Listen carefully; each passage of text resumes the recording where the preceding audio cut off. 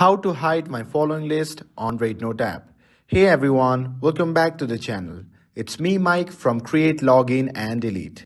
And in today's video, I'm going to show you how you can hide your following list on the RedNote app.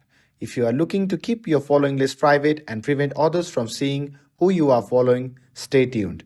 And now without further ado, let's get started. So start by opening the RedNote app and make sure that you're logged in to your account. Once you have opened the app, simply tap on the profile icon shown in the bottom right corner of the screen. And once you are in the profile page, simply tap on the gear icon beside the Edit Profile button and you will be prompted to the settings page. Once you are here, simply tap on the privacy settings.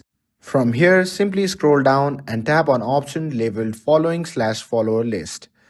And here you will be able to see option labeled hide my following list.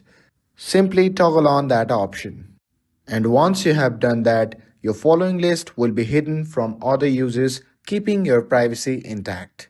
And that's it for the video. With this, I hope you found this video helpful. If you found this video helpful, don't forget to like, share and subscribe to get updated for more videos. Thanks for watching and I'll see you in the next video.